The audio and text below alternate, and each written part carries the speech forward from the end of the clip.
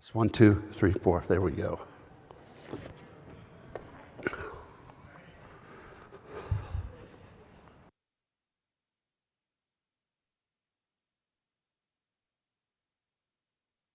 Fault.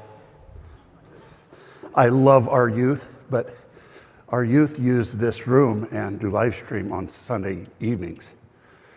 And there's a lot of volunteers, and they'll go in and change things and shut things off, like microphone receivers and stuff that we don't usually shut off. And so anyway, well, good to see all of you. Thank you for coming tonight, and we're going to have a great time talking about one of my favorite topics in the book of Revelation, the four horsemen of the apocalypse.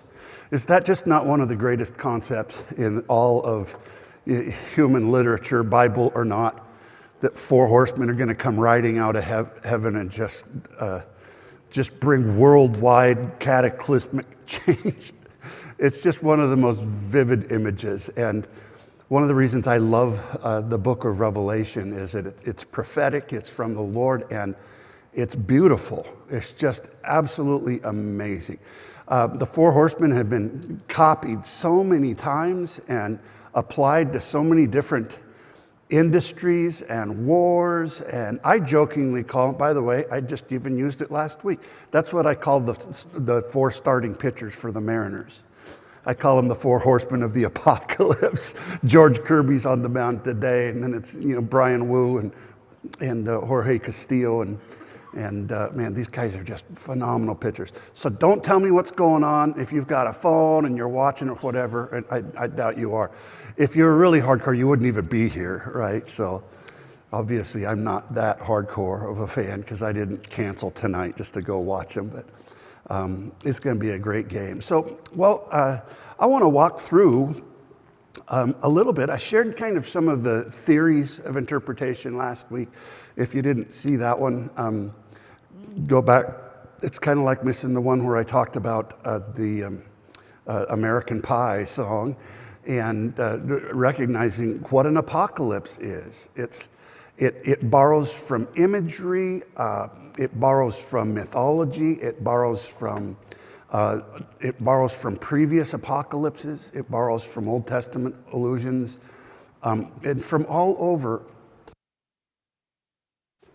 and mixes it all up and weaves it in and out to tell a story and to communicate a value. And so most of the apocalypses in the Bible were written on the wings of a great war, a huge upheaval. So an apocalypse is kind of one of the purpose of it is to explain or to address a cataclysmic change in power. So one kingdom is gone and another one is rising, or one season is done with and now another one's coming. Going back to American Pie, it was about the death of the 50s and the turmoil of the 60s, right? It was a handoff song. And all of these apocalypses were written right there at these crossroads of something very traumatic that happened in the life of the people. I don't think I included the chart that I did a couple weeks ago about the main apocalypses. So one of them is the apocalypse, I'm going to call it the Assyrian apocalypse, when the Assyrian Empire came in and destroyed the northern kingdom. And that was in about 722 BC. So prophets like Hosea and Isaiah wrote after that fall, and they wrote in the southern kingdom. So not all of Isaiah is apocalyptic. It's very kind of proto, but there's a few little places in it that's kind of the first seeds of apocalyptic writing. But most of Isaiah is written in oracles. It's a different format. And then, of course, in 586, the Babylonians conquered Jerusalem, the capital of the southern city, destroyed the temple and exiled some of the population into Babylon.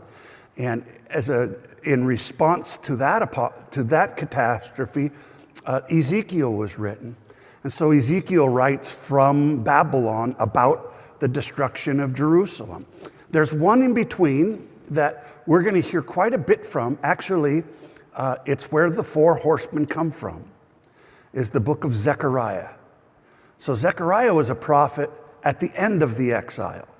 And so they were in, for a couple of generations, they were in Babylon, and then they came back under the Persians. So I'd call Zechariah the Persian apocalypse. And now we've got Assyrian, we've got Babylonian, and then we've got Persian. And so he is after the exile, but before they've rebuilt the temple or rebuilt the walls around Jerusalem.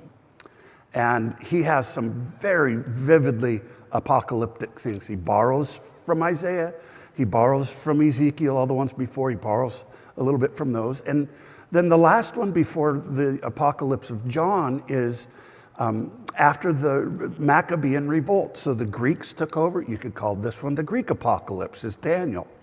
And even though Daniel, his story and his setting are way back in Babylon, he is prophesying about the kingdom that was oppressing them and the war between the Maccabees, who was a Jewish faction, and the Greeks, most specifically the Seleucids, because Alexander's kingdom got divided into 4 generals. Ptolemy was down in Egypt, and Seleucus is over Syria. And then one of those kings, Antiochus Epiphanes IV, oppressed Israel and tried to stamp out Judaism. And they rose up and they fought back. And so the second half, especially of Daniel, where it's all of the visions, and there's a lot. If you read Daniel 7 through 12, you can and understand and listen how he uses all of these images and how he prophesies about it. By the way, I did a series on the book of Daniel a couple of years ago. People say it's kind of hard, but if you go on the website, click on the online sermons, you can go down and there's a tab that says Wednesday night. But listen to the explanation of what all of those visions were. Because when you understand how Daniel used beasts out of the sea and creatures with 10 heads and all of that kind of stuff, and how he used that to describe the world powers that had oppressed Israel. And then finally, he prophesied about the restoration and the rededication of the temple and the coming of an anointed one. Most historical scholars believe that's pointing to somewhere around 160, give or take, depending on where it starts, in the Hasmonean kingdom. And so these were the apocalypses that went before. Now, it didn't last long. About 100 years later, the Romans came in. So now in the New Testament, this is the Herods, who were client kings of the Roman Empire. And the Herods were the bad guys in the Bible times. And the Romans appointed them, and they were very close. Judea was one of the most important parts of the Roman Empire. People don't realize that because in the Bible there's such a power imbalance. They don't realize that Israel and Judea was not insignificant. Many of those Herods were best friends with the emperors of Rome. And so there's a town up on the north coast called Caesarea, which was where Herod Agrippa II had his home. His palace was up there, named after Caesar. The city of Tiberias on the Sea of Galilee was named after Tiberius Caesar. And so it was very much enmeshed, very entwined. And so the prophecies from Daniel, which had, remember the statue in Daniel with the head of gold and down, the feet and the legs were the Greeks in Daniel's prophecy. During this, the time of the Roman occupation, it got repurposed. And so now the legs and the people that are oppressing are not the Greeks, now they're the Romans. And so Daniel's prophecies were really, so just like Antiochus Epiphanes IV was the persecutor of the Jews in the book of Daniel, now there's a new oppressor under the Romans that's persecuting the early church. So all of those prophecies came back around again.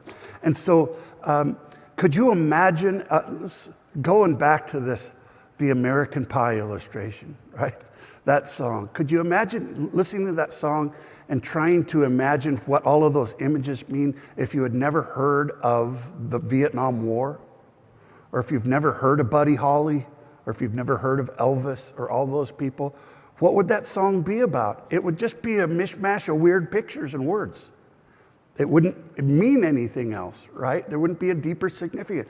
So say that got lost in a time capsule and was discovered 2,000 years from now, and nobody remembered who it was, and I can't imagine that now, it's so well recorded, but nobody remembers any of that stuff. Well, there was a war that broke out in 66 AD.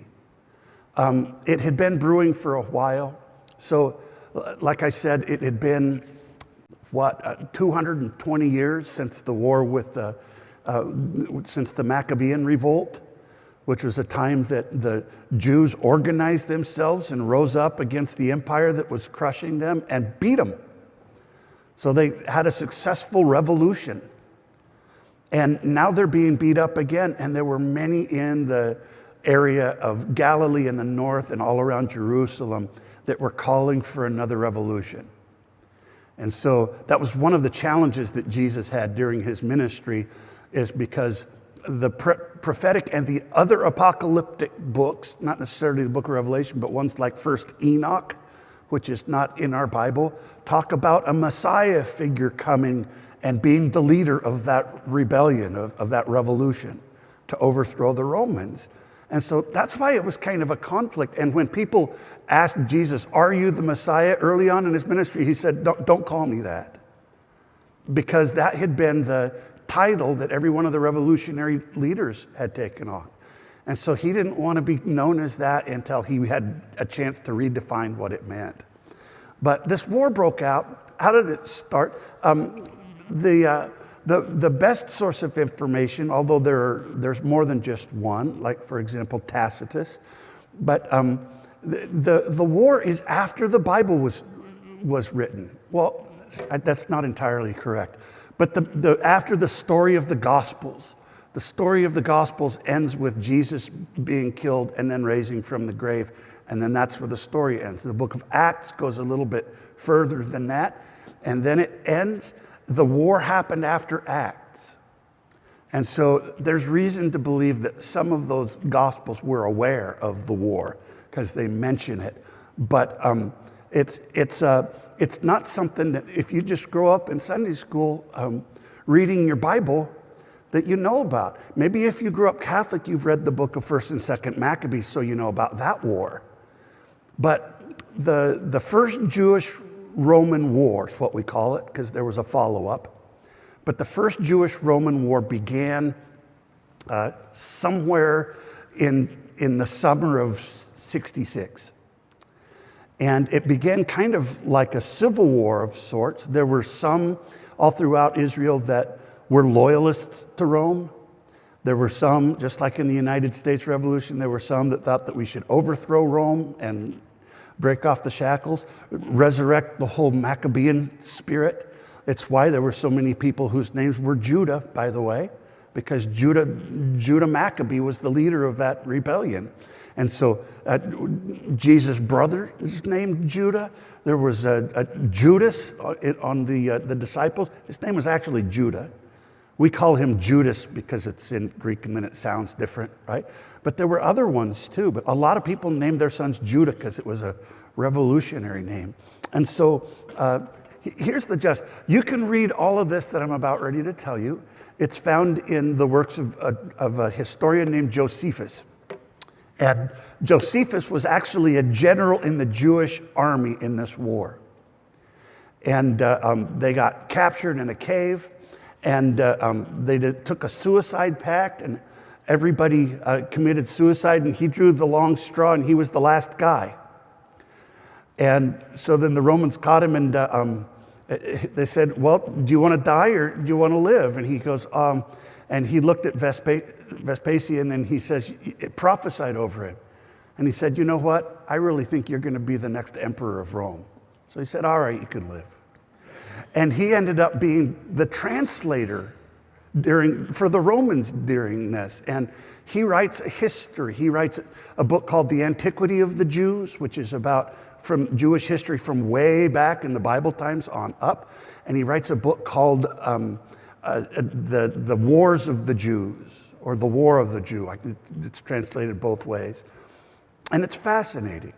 And so you say, well, why wasn't this always what people did? It's because for many, many years, not a lot of people knew about this book, and it hadn't been translated. And so, you think, well, why didn't the early church fathers or Augustine and all that know that book of Revelation was inspired by these events in history? Because in many cases, they didn't have the book, and they didn't have the internet to look it up on Wikipedia. So they had no other information than, just like I said, like they found the book buried in the sand and they had never heard of Vietnam. So Well, let's just guess what all those creatures are supposed to be talking about. And so even early on, some of the church fathers said, man, this is too weird. I don't understand it. And it was the most disputed book that made it into the Bible. It was the one that barely made it. There were other books that didn't make it in, but church fathers argued about this book so much. Many of them felt vehemently, this does not belong in the Bible. It's too weird. You're just going to scare people and confuse them. And so it eventually ended up making its way in. But here's what Josephus tells. And by the way, just look it up. I think maybe I do have a link to Josephus, but just Google Josephus online, because this is public domain. You could buy it on Kindle if you want, but if you're curious about this history, it's not hard reading, especially if you like history. It's actually very interesting reading. He gives details about things that you couldn't get anywhere else. Yes? What language translation would we expect, like a KJV or an NIV? I don't know a ton about the different translations. There's a guy's name is W.W. I forget what his name. I just saw it today and can't remember his name. There are several translations, and some are probably more popular or more new than others. So yeah, look for a newer translation. It was originally written, I think, in Greek. I don't know that either. I think so. But Josephus is interesting. So he tells the whole story of what led up to the war, what happened during the war, what happened after the war, the relationship of Agrippa and his sister wife, Bernice, and who are in the book of Acts, and how they all related to each other, and who was in charge of the rebel forces and the civil war that they almost killed themselves off. And it was a grueling, devastating time in Jewish history that ended up with the city of Jerusalem being mostly destroyed, the temple being burned, the walls being torn down, never to be rebuilt again, and most of the people scattered. Josephus tells it that because it happened, the final blow happened during Passover, that there was something about 1.1 million people in the city that died. That's a lot. It was devastating, like the Holocaust was devastating, and almost wiped them out. And so the book of Revelation, to a large part, is written, it's not only about that war, it's also about the spiritual struggle and about the vision for the kingdom globally and all that, but it's inspired by that war. So just like the song was inspired by the death of Buddy Holly, right? It came on the heels of the first Jewish war. So here's a couple of highlights just about the beginning. See, doesn't my chalkboard look a lot better tonight? And there's my cool font that I thought I had last week. I didn't, in case you checked, I didn't go back and fix it last week. I just thought I'd let it go, but I still might. So in August of 66, a zealot revolt. There were a couple of rebel factions, and one of them was called the Zealots. And that's actually where that word comes from. They were radical, they were terrorists. They were radical. They believed in violence and subversion. There was a small sect of them called the Sicarii that would use these little knives, and they would go in to sellouts or whatever and knife people in the marketplace and then slip out. But one of the disciples is named Simon the Zealot. Can you believe that? And another one is Matthew the tax collector, who collected money for the sellouts. Could you imagine? They must have had some interesting conversations around the campfire. But they rose up, and in the city of Jerusalem, one of my favorite places whenever we can go in the war, is called the Citadel. It's the palace of Herod's, and it has 3 towers in it. And the Zealots took over. They killed a bunch of the Roman soldiers. There was just a lot of them, and took over the citadel, and took Ananias, the high priest, the one that's in the Bible, the one that voted to crucify Jesus. They killed him, and he was an appointee of the Romans as well. So all of these were a slap in the face. And so there was a general named Cestius Gallus, who assembled an army up in Antioch, which is up on the north coast. By the way, when we get a little bit more into the war, I have a new map. It's up here right now, but I got to have a new map. And so he took the 12th Legion, which was called Fulminata. We even know the names of the legions that fought in this. We know as much about the Jewish-Roman War because of Josephus, who was a general. So he knew the names of the generals and who came from which direction and how they fought and all of that stuff. And so he gives us that there were about 30,000 that assembled, and also Agrippa II, who was the son of the one that died up in Caesarea when he didn't give glory to God, right? This is Agrippa II. He's the one that Paul spoke in front of, and he offered up the Romans another 14,000 of his own troops. Talk about a sellout, right? And they came down and they took over. They came down onto Mount Scopus. He sent some of his troops to Galilee and some of them to the coast. And then he came down on Mount Scopus, which is the hill to the north side of Jerusalem where you can oversee the city. So a lot of the great movie posters or pictures of the attack on Jerusalem start on Mount Scopus. So you just kind of come down. It's the best place to attack from. And they took the upper city. So Jerusalem is a square. I'm going to do it from your perspective. The upper city was up here, and the lower city included Mount Zion, and to the I got to flip everything. And down on the bottom right corner, or the southeast corner, was the Temple Mount.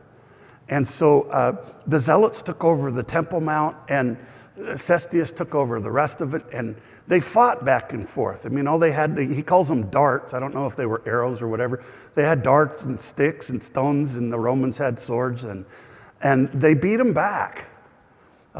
The title, I should have brought the whole title. The title of this whole chapter of the story, it's in The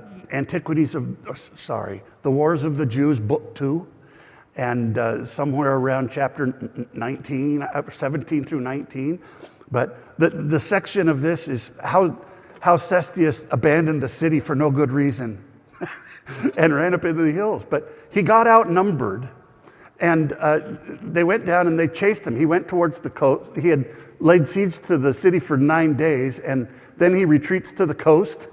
And Eleazar ben Simon and the Zealots overtook him at Beth Horon Pass. And so they couldn't just fight him outright, but this is famous. I mean, even Sun Tzu would tell you, don't get caught in a mountain pass when you're being pursued, because they can throw rocks on you and stuff like that. And they did. They surrounded this legion, or at least the part of the legion that he took. I don't think he had a whole legion with him. His numbers were down a little bit. This was like, you remember the war, the Somali attack, Black Hawk Down, when our soldiers got surrounded and they went in there, with superior firepower, but they got outnumbered. All right, this was the Black Hawk Down of the Jewish-Roman War. It's what started it all. And by the time the battle was over, this Jewish army, which was not very well funded, which didn't have the backing of any major government or anything like that, it was just kind of homegrown. By the time they were done, the Romans had lost 5,300 infantry, 380 cavalry. I spelt it. I can't believe it. This is one of my pet peeves. I was just laughing the other day and somebody spelt this wrong. You'll notice this in movies. People always use the wrong word. Notice what I said? 380 cavalry. It's because I'm always thinking about where Jesus died. That's Calvary. People on horses is called cavalry. It's a different word. It's like nuclear, right? Anyway, I was just laughing. It's a TV show the other day did that, and I was laughing at how silly. That's just my payback. It's stuck in my head. Cavalry, and wait for it. Maybe the worst thing of all is they took their aquila. What is an aquila? An aquila is the standard of the legion. It's on a big long pole, and aquila is the Greek word for eagle. It's a golden eagle, and they carry it with them wherever they go. And if a legion loses its aquila, and it happened maybe a dozen times in history, wars broke out. You don't let it was like losing your flag, or like capture the flag or whatever. There's even a movie somebody told me back in the 60s, like recover the Aquila. This was a big deal. And so this was Black Hawk Down. This was a note to everybody in the world heard about the 12th Legion getting wiped out. This was Custer's last stand. Now, how many know Custer got wiped out because he was outnumbered, right? There was the Battle of Little Bighorn. But how many know because of that, a lot of Indians or Native Americans got wiped out in retaliation for that? Because it was a huge psychological blow.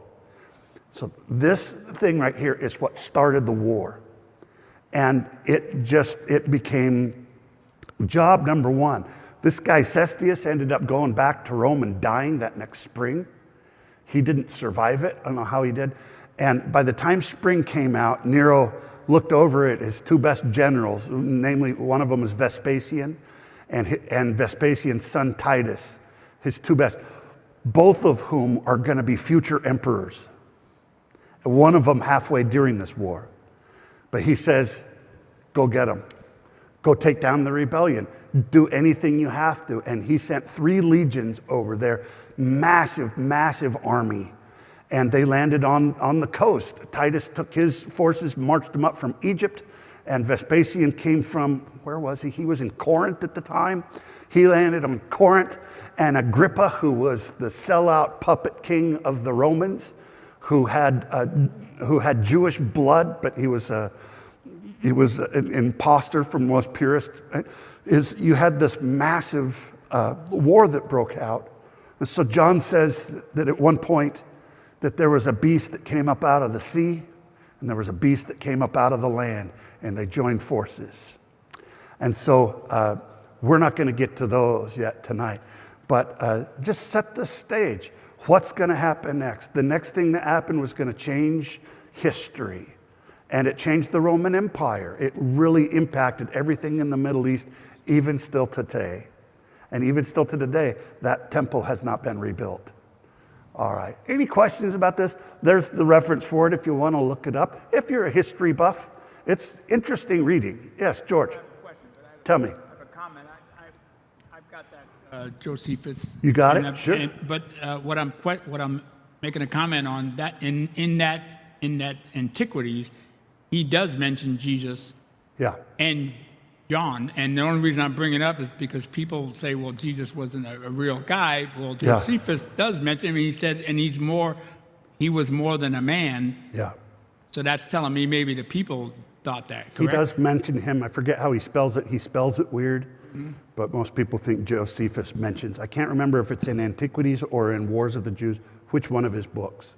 But yeah, Joseph, and he's interesting too, because even though he was a Jewish general fighting against them, he ends up being loyal. In fact, he ends up at the end of his life changing his name to Flavius Josephus after the Flavian dynasty and being a guest back in Rome. And so while he's telling the story, he's kind of more sympathetic to the Romans. He calls them the Romans and the insurrectionists. The Romans and then the rebels did this, or the Jews and stuff, even though he was one. And so it's kind of interesting. You're hearing the story told from somebody that's against, he's not on the side of the Jews in the war. He's actually sympathetic to the Romans. So anyway, let me go back in the time machine for a minute before we get into this, because he's going to quote from a couple of apocalypses tonight, he being the John of Patmos. And one of them is Ezekiel. So Ezekiel is writing towards the beginning of the exile. And he's talking about how the exile and the first destruction of Jerusalem. So now there's a first and a second one. John is writing about the second destruction. Ezekiel is writing in the wake of the first destruction. And he's likening the destruction to God allowing it to happen in order to bring about change and revival. He calls it a judgment. And so to Ezekiel, God's in charge of the whole world. You can't give too much credit to the Babylonians. The Babylonians would have no power if God hadn't given it to them. So he says, "For thus says the Lord Yahweh, how much more when I send my 4 sore judgments on Jerusalem, the sword and the famine and the evil animals and the pestilence, to cut off from it man and animal." And so 4 is used a lot in prophecy for 4 makes a sense for a lot. It's in a lot of different artistry and in a lot of different prophecies from the ancient world. There's 4 different directions: north, south, east, and west, things like that. That's why there's the 4 living creatures, and there's 4 seasons. You know, these number word pictures become really important. And so in Ezekiel, he's talking about 4 judgments, 4 sword judgments. So what are they? They're the sword, famine, evil animals, and pestilence. And so keep that in mind. For Ezekiel, the 4 things are 4 different types of judgment that God uses to reprove his nation when they get out of line. All right? So they're seen as his ambassadors. Zechariah, who we haven't heard, can you see that purple very well? I need to pick a different color next week. Zechariah is after the exile. So he's back in Jerusalem. And he's prophesying really not after a war per se, but it's been a couple of generations now, or 70 years, he says, by Zechariah's calendar. So it's been 7 years. So it's a little bit removed from the Babylonian War, but they still haven't recovered. And so Zechariah is kind of prophesying about King Zerubbabel building the temple and about Joshua, the high priest, being reinstated. He's prophesying about a reconstruction of Jerusalem. And he has a vision. He says, during the night I had a vision. And there before me was a man mounted on a red horse. He was standing among the myrtle trees in a ravine. Behind him were red, brown, and white horses. Oh, that's interesting. 4 different colors of horses. And so here is the original version of the 4 horses, right? And in this one, it doesn't really go on any detail about what they represent or what they are, other than there's just 4 of them, and the lead one is the guy on the red one. And so he says, and the angel that was talking with me, and I said, what are these, my Lord? You know, we have a lot of that in the book of Revelation, asking questions back and forth. What are these? Sure, you know, and all of these. These are those that came out of the Great Tribulation. These are what I call motifs. You know that word? It's kind of like a thing that gets reused in a lot of different literature. Motifs. I've been watching a lot of John Wayne movies last night, and I noticed I watched El Dorado, one of the great movies from the 50s. John Wayne still wears his original hat that he wore way back in Wagon Train in the 30s. He wears a belt buckle that has the name of the ranch that he was over in Red River, and the song from Red River, it's just instrumental. But now in El Dorado, what was that young rock and roll kid's name who's in El Dorado? He was on TV too. Ricky Nelson sings my rifle, my pony, and me, which is to the tune of the song from Red River. Did you know all this, Charlie? All right. So those are called motifs. The belt buckle, the hat and stuff. He's reusing stuff, and it's not an accident. It's a callback. It's an homage, right, to something that came before and a repurposing of it. And John was brilliant. He knew all of these passages. He was a brilliant Bible scholar, and then he put it all together in an amazing piece of work of his own. And the angel that was talking with me answered, I will show you what they are. Then the man standing among the myrtle trees explained, these are the ones the Lord has sent to go throughout all of the earth. So these are not just men on colored horses, these are angels. And their job is to go out. And I'll just summarize. It doesn't really say completely, but it says, and they went all the way throughout the earth and noticed that it was at peace. But one of the angels, the angel on the red horse, then the angel of the Lord said, Lord Almighty, how long will you withhold mercy from Jerusalem and from the towns of Judah, which you have been angry with these 70 years? So the angel, so you say, it's the angel of the Lord. So almost a little bit, this is kind of proto-Messiah, right? I'm not going to say that's Jesus on the horse. It's not that literal. But the idea of the rider on the horse who is the angel of Yahweh, this is kind of going to be a messianic picture, right? So here is the proto-Messiah with 3 other horsemen, and they go out from the presence of the Lord, and they make things right. They deliver justice where justice has been withheld. because even though they're out of exile now, God hasn't repaid those nations for what they did. In fact, the next line, it says the Lord comforts them by saying, they did what I told them to, those nations, but they went too far. And then you get to see it. In chapter 6, he looks up again and he says, and there before me were chariots coming from between two mountains, mountains of bronze. The first chariot had red horses, the second black, the third white, and the fourth dappled. All of them powerful. And so it's dappled instead of brown now. And now it's not 4 horses, now it's 4 chariots with horses. And the horses are 4 different colors. And I asked the angel who was speaking to me, what are these, my Lord? And the angel answered, these are the 4 winds of heaven, going out from standing in the presence of the Lord of the whole earth. And the word wind in Hebrew and in Greek can mean wind or spirit. It's pneuma in Greek, it's ruach in Hebrew. And so you can say these are the 4 winds or these are the 4 spirits that are going to go out. So it's almost like these horses and these chariots are just kind of like the sovereign power of the Lord going out into the world, right? And now let's fast forward to Daniel. And Daniel has a vision, and he looks out on the sea and he sees 4 beasts coming out of the sea. We're going to have beasts in Revelation that are borrowed from the book of Daniel. He said, Daniel, in my vision at night, I looked and there before me were 4 winds of heaven. See, there's the 4 winds again. And so this is many years later, and he's reviving that motif. 4 winds of heaven churning up the great sea, and 4 great beasts, each different from the others, came up out of the sea. And you go back to the study on Daniel, we find out later that those 4 beasts are the Assyrians, the Persians, the Assyrians, Babylonians, Persians, and then the Greeks are those 4 beasts. They're kingdoms that are coming up out of the sea. I just wanted to point out, these are the old 50 songs that he's going to quote from in this next passage. Are you with me? All right. So let's look at Revelation chapter 6.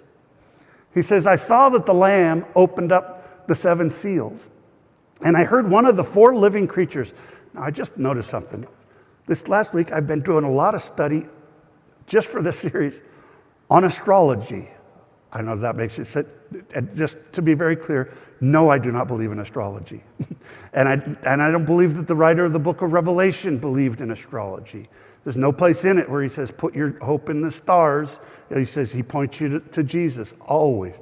But the writer of the book of Revelation was very familiar with astrology and the symbols that were used in the Greco-Roman culture.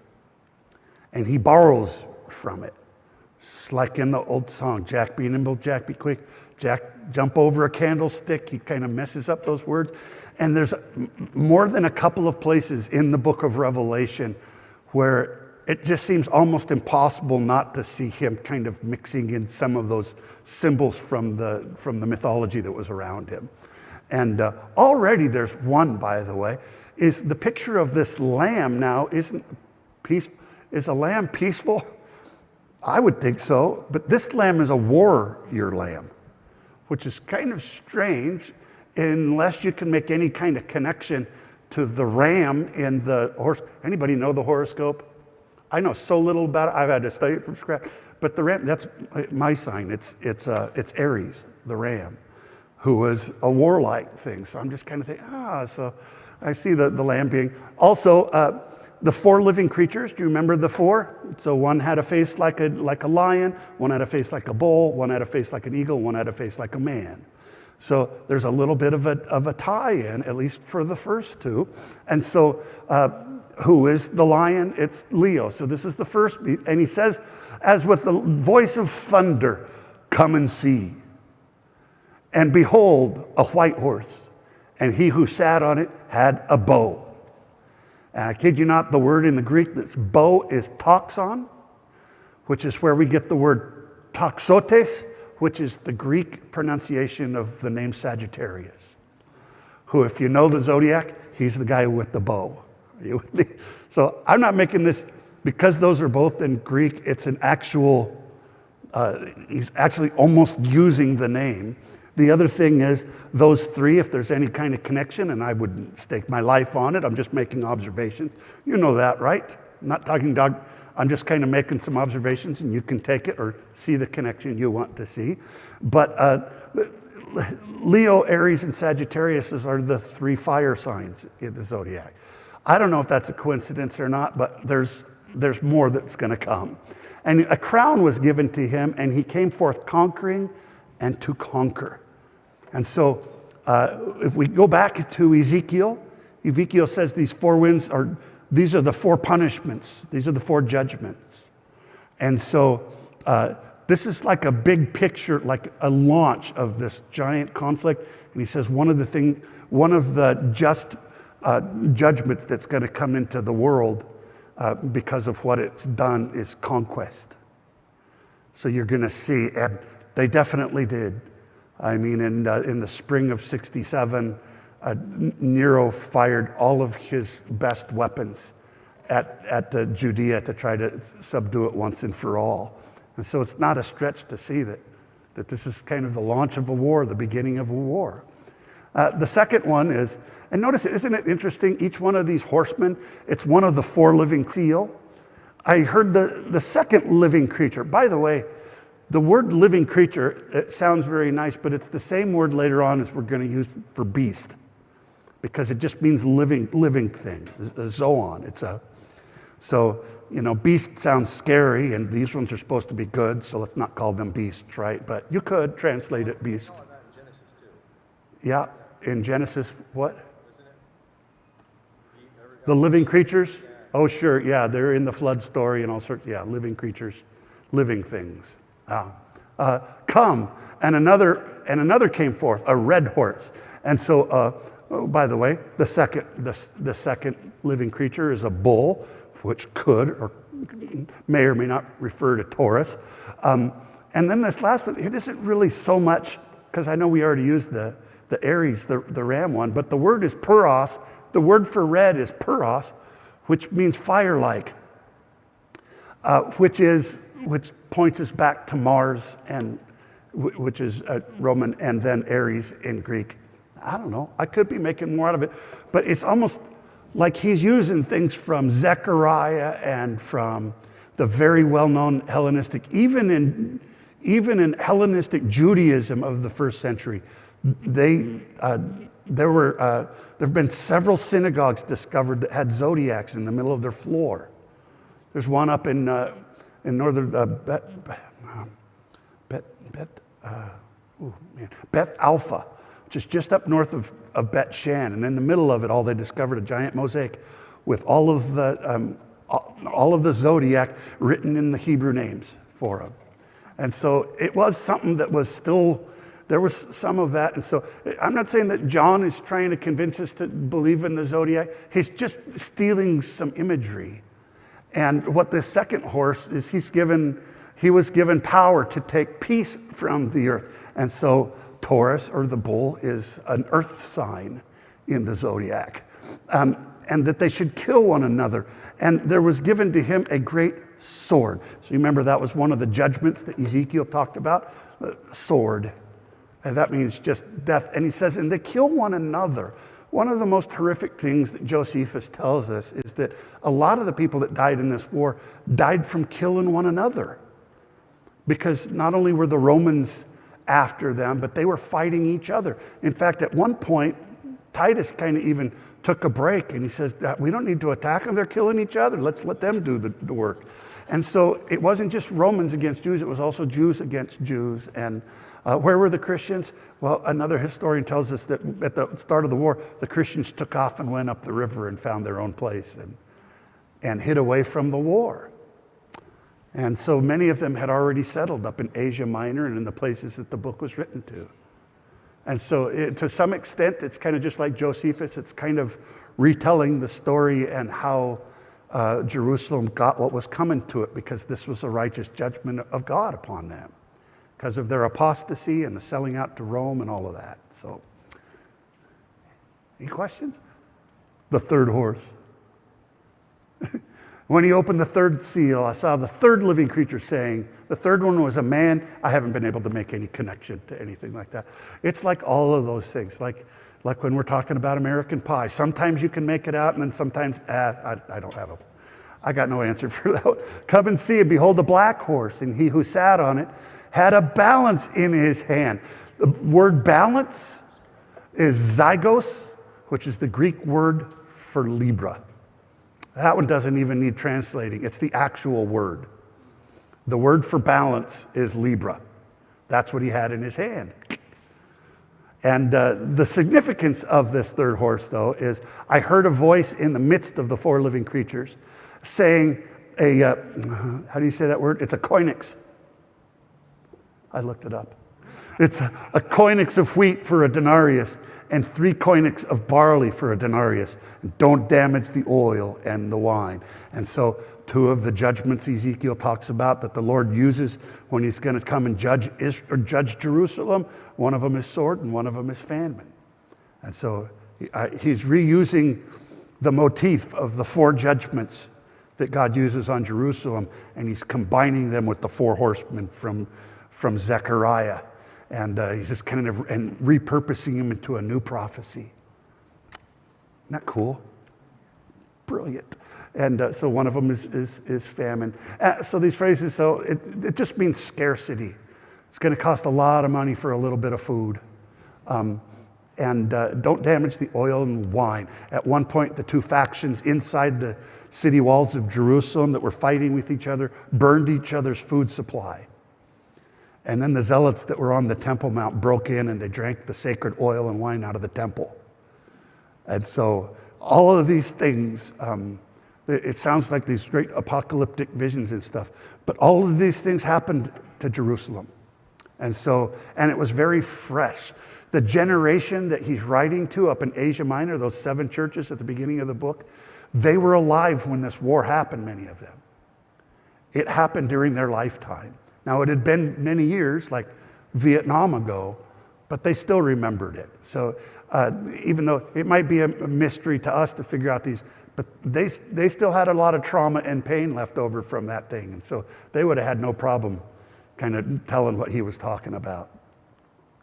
And he says, and when he opened, come on, man. And when he, oh no. What the,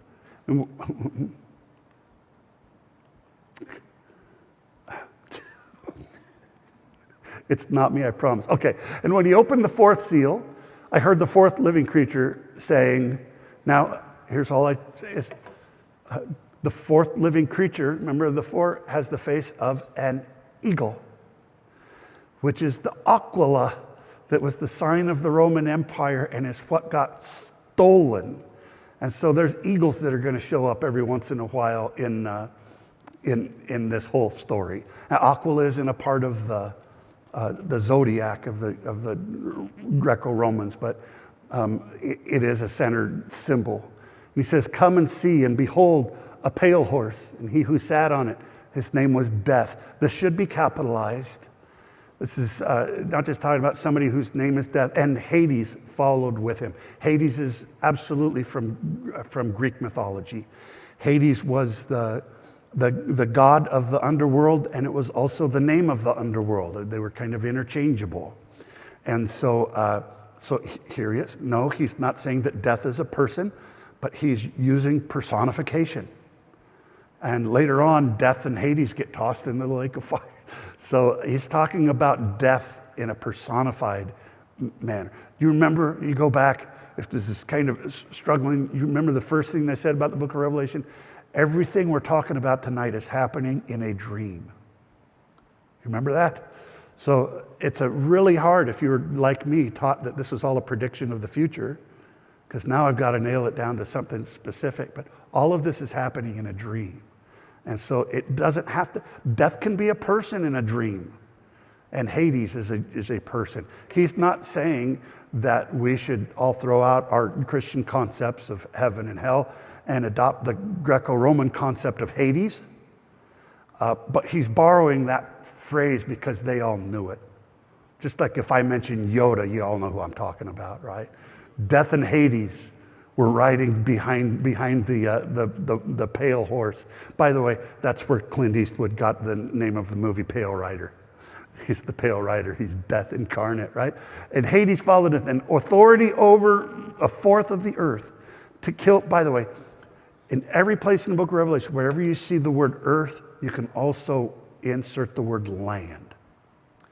And sometimes I think it would be better, because land has a little bit more of the connotation of it's the land of Israel, which is prophetic, the land, the promised land that he promised to Abraham. And so when we think of earth with our modern brains, we think of a round globe. Nobody back in the world in those days knew that the world was round. Nobody did. Nobody had been further off the planet than they could jump. So they didn't know.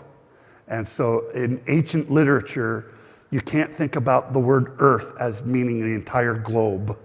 It's probably a better would be land. To kill with the sword, famine, and death, and wild animals of the earth was given to him. You remember three of the things Ezekiel said, they're judgments from God.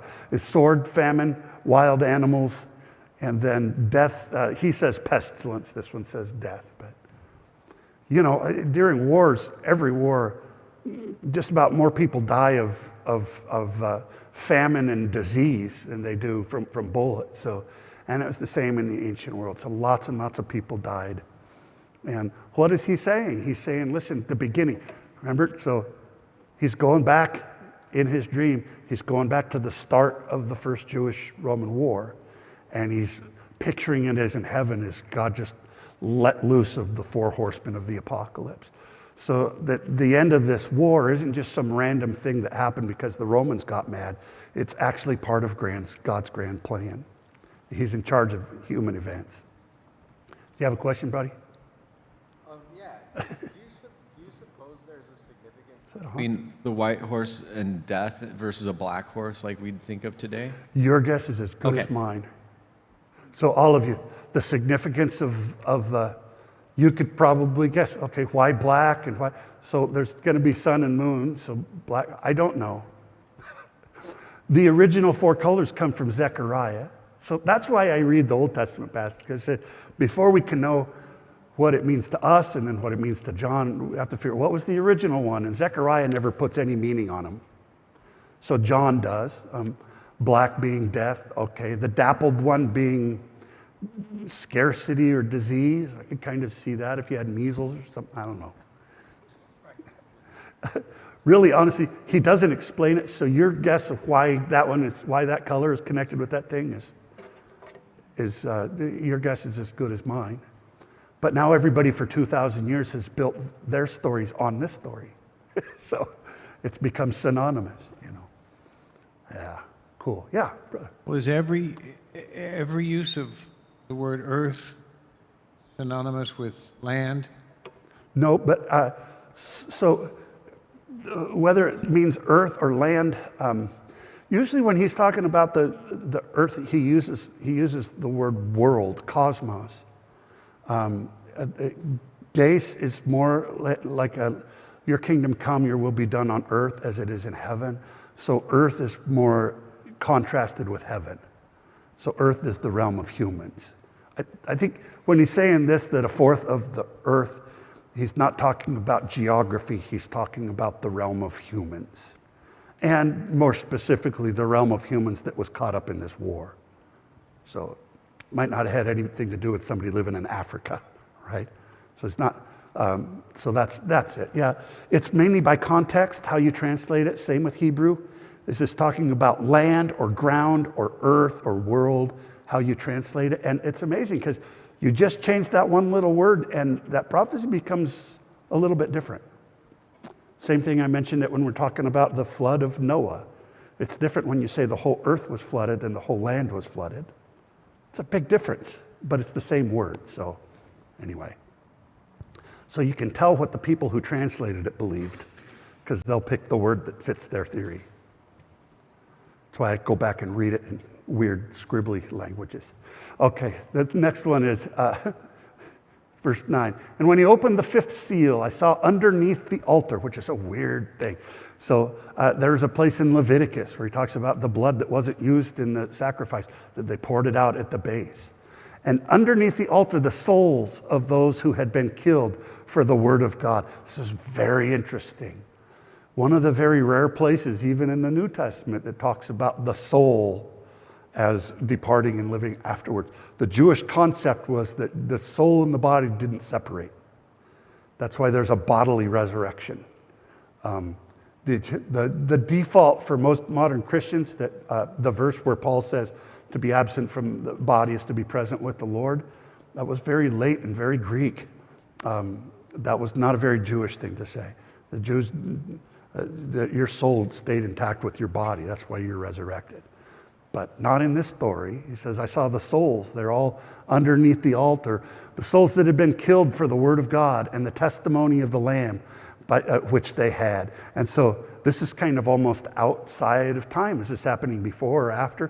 When were these people killed? Is it during the war? Is it before the war? This is kind of like outside of time. This is now just kind of a general sense. And they cried with a loud voice, saying, how long, Master, the holy and true, until you judge and avenge our blood on those who dwell on the earth? This is like almost exact quote in different words. Remember what the angel of the Lord who rode the red horse in Zechariah? How long till you bring justice to Jerusalem? And so here's what it's saying. Now it's the saints, presumably the Christians who have lost their life, either before the war or during the war, whenever, they're calling out to the Lord, when are you going to bring about justice for us? And so this whole war, including the 4 horsemen that are sent out from heaven, is a response to this cry. And so what he's saying is the war was God's way of upholding our cause and vindicating us. And it was the death of the old temple Judaism and the birth of Messianic Judaism or Christian Judaism. So it was the death of the old system and the birth of the new one. It was just like most apocalypses are about the death of an old kingdom and the birth of a new one. The apocalypse of John is about a death of the old religious system and the birth of the church. And so here he is. And so how long until you avenge? That's a call back to the angel of the Lord. There are also several psalms that use that phrase, how long, how long? And it's always about how long till you bring justice, Lord? How long are you going to let our enemies triumph over us? How long till you come back? You know, Bono of U2 wrote a song called 40, which is based on Psalm 40. I waited patiently for the Lord and cried out. And then the refrain of it, and he would sing this in football stadiums and get people singing, how long to sing this song? How long? You hear thousands of people sing, how long? Because it was kind of a haunting melody for him, hoping for peace in Ireland. But he's quoting from the same place that this verse is quoting from. He's quoting from the Hebrew Bible. How long, O Lord, till you avenge our cause? How long? And the answer to that, believe it or not, it's going to come in this horrible, cataclysmic, violent war that devastated them. But he's saying, but you have to realize the reason all that happened was so that we could get to the place that we are today, where we're bringing God's kingdom into the world. So it's an explanation, right? It's kind of putting it together, just like American Pie was trying to make sense of the 60s. The apocalypse of John was trying to make spiritual sense of the war that devastated Jerusalem. And a long white robe was given to each of them. So that robe is for purity.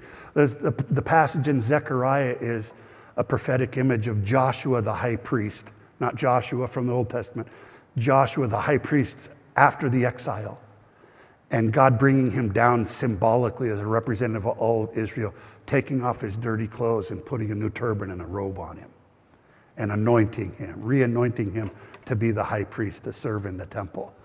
And that they were told that they should rest for a little while. This is a very common thing. You could look those verses up if you want. Isaiah 26, Daniel 12. There's a point where God is getting ready to bring about justice, and he tells the prophet, just wait a little bit. Just sit back. This isn't time for you to act. You know, you've been worried about your livelihood all this time. Now it's time for you to just sit back and watch me do my stuff. Just rest a little while. Just sit down there, because it's about ready to go down. The horsemen have been sent out, and it's just a matter of time till this plan comes to fruition. Until their fellow servants and their brothers, who would also be killed, even as they were, should complete their course. In other words, there's like a The fact that some of us are going to die during this war, this also too is a part of God's grand plan.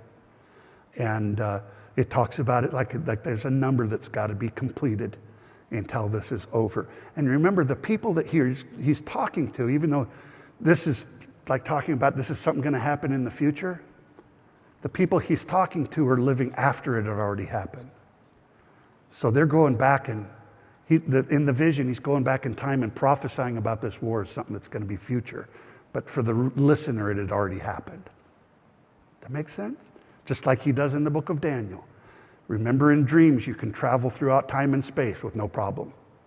So Daniel goes all the way back to the time in Babylon, and then he has a vision of the temple in Jerusalem.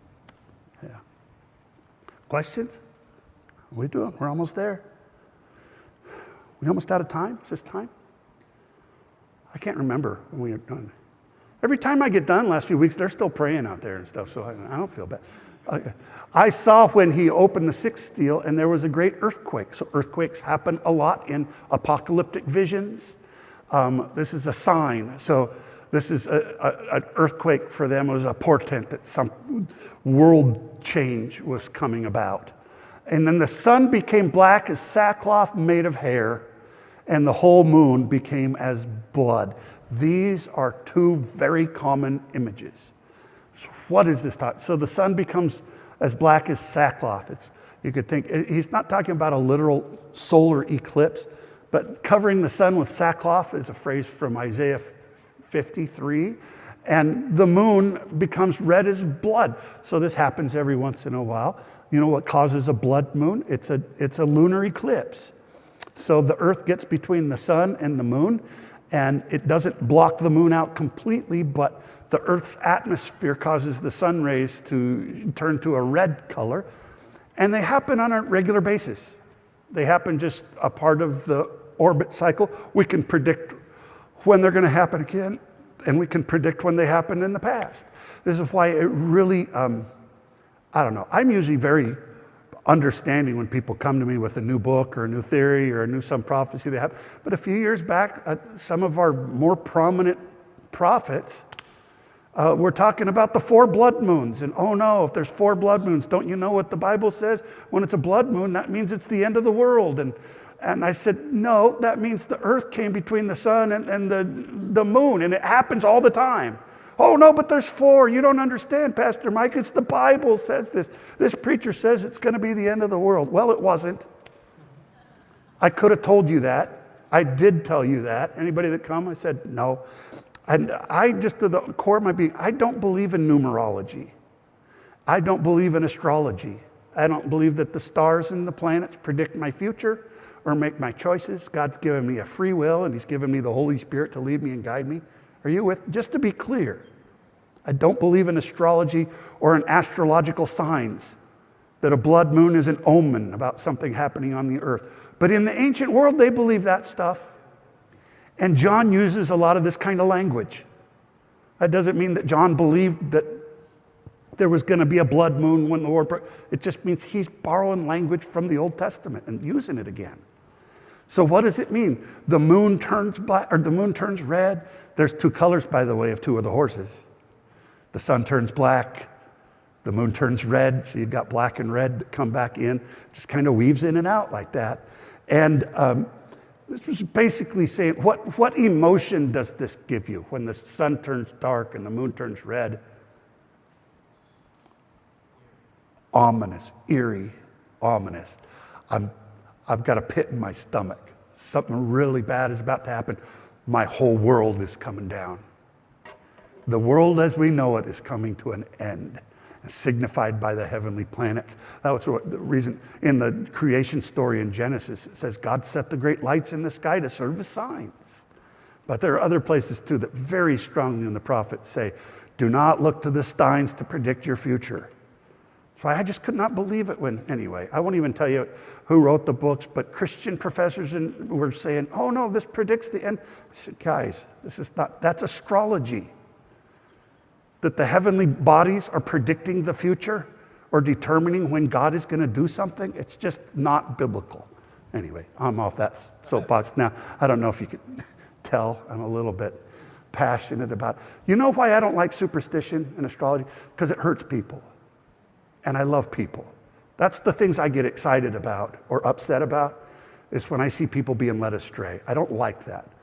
I try very hard to study so that I don't do that to you. And even if I've got an opinion, or I think maybe that's the Taurus or whatever, I'm just kind of making an observation. You can take it or leave it. But I don't mind people having theories about this stuff, but when they write a book and sell it to a bunch of people as if this is the word of God, that really bothers me. Anyway, Joel says, his version is, I will show wonders in the heavens and on the earth, blood and fire and pillars of smoke. The sun will be turned into darkness and the moon into blood before the great and terrible day of Yahweh comes. And so what a lot of the end times teachers will do is they'll pull all of these verses out of their context and say this is all talking about something in the future. What Joel was talking about was the destruction of Jerusalem by the Babylonians in 586. He was before Ezekiel. Ezekiel prophesied after, and Joel was prophesying about that destruction. They run on the city, they march on the walls. We used to sing, remember that song? Great is the army that carries out his word. Right? We're singing that in church. And I said, what, are we the army? No, that was an army of locusts symbolized as the Assyrians. But Joel's going to come back. Joel is also the inventor of blow the trumpets. When the trumpets start sounding, those are air raid sirens, and it comes from the book of Joel. Yes, brother. Yeah. Why would the day of Yahweh be terrible? Because it's destruction. Like a Gomorrah kind of thing. Like a war, Okay. because the day of Yahweh is a day of judgment. And they talk about, okay, I just know because I study in end times theory, we're talking about the end of the world or Jesus' second coming. But the day of Yahweh was a motif that was used often. And so the day of Yahweh was just the day of ultimate judgment, accountability, and usually had to do with the destruction of the temple or destruction of Jerusalem, which was seen as a judgment from God. As we don't give credit to the Babylonians and the Assyrians, this was a judgment from God. It's the day of Yahweh. The day of Yahweh is a fearful day. The day of Yahweh is a day of judgment. Yeah? All right, let's wrap it up. How many more do we have? 2? Oh, yeah, just 2. And the stars of the sky fell to the earth like fig dropping its unripe, like a fig tree dropping its unripe figs when it is shaken by a great wind. The sky was removed like a scroll when it is rolled up. Every mountain and island were moved out of their places. So let me ask you this. Those people they said, no, Pastor Mike, it's literally the blood moons. This is when Jesus has come back. I said, oh, really? Are the stars going to fall from the sky? Friends, you know, in the ancient world, they didn't know what stars were. I mean, if you didn't have a telescope or anything, they thought maybe it was pinholes in the roof that's over us. They didn't know. They could not have known that some of those stars were millions of times bigger than our sun, and that there are billions of stars in the Milky Way galaxy, and there are billions of galaxies in the universe. They can't all fall to the earth. Do you understand what I'm saying? So what is this? This is a word picture, right? This is prophetic speak for, once again, what is the emotion that you have when all the stars just go, you're like, oh no, the world is ruined. The world is coming to an end. The old age is over and the new one's coming. And so this is poetic language about the sun and the moon and the stars. So don't let somebody tell you that the stars can drop from the sky. And the sky can't. Have you ever seen the sky rolled up like a scroll? Me either. Be hard to do, wouldn't it? I'd like to go out and see if you could do it. And every mountain and island be removed from its place. Well, you know, there's Mount Everest. And this is poetic language, right? All of this is a very poetic way to say what?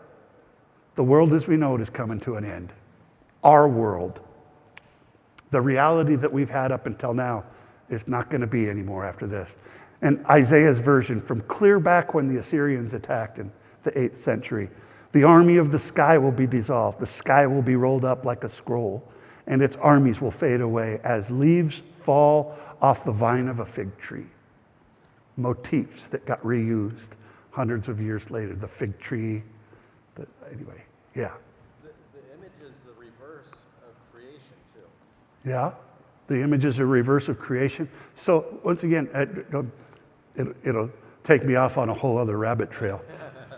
But another book that people don't realize how prophetic it is Genesis. And they think it just proves that the theory of evolution is wrong because God created everything. Everybody believed that in the ancient world, that God created the world. But that first couple chapters of Genesis is like this. It's almost apocalyptic imagery coming back. It's not just creation of planets and a physical thing. Each word in those first 2 chapters is a prophetic thing.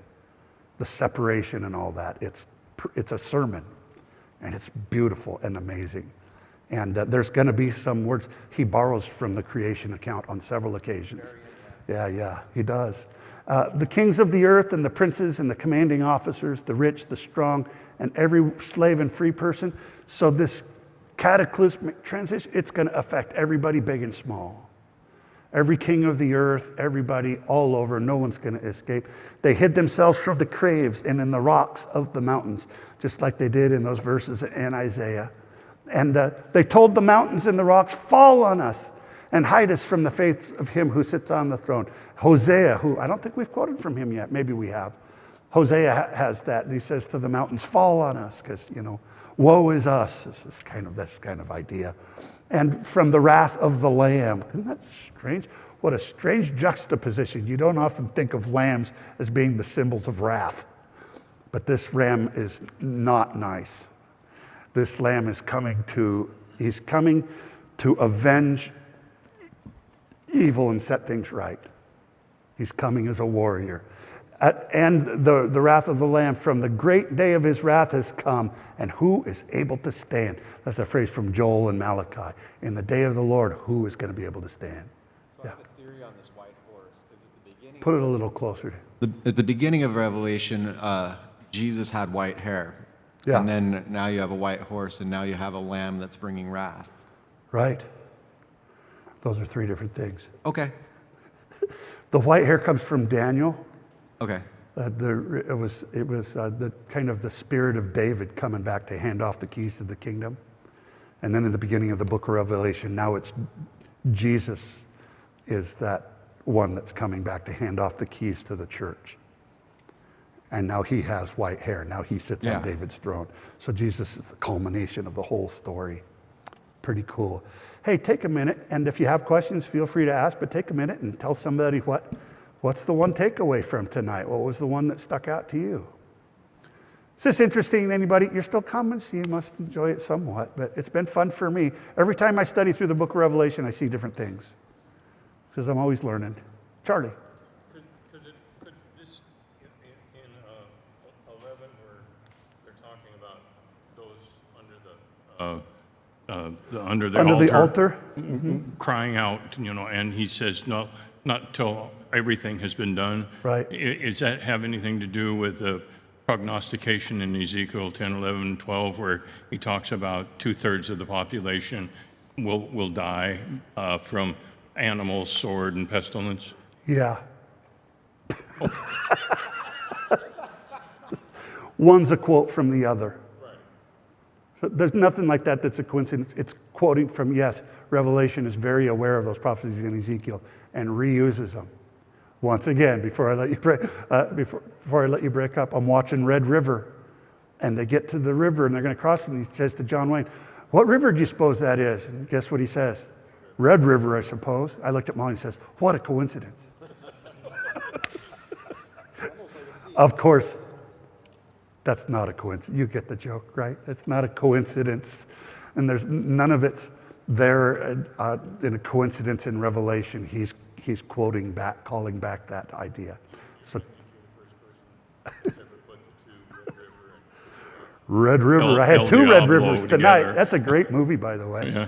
Anyway, hey, take a moment, would you, to share with somebody what really stuck out, and somebody needs prayer. Let's pray together. Thank you for coming if you're watching online.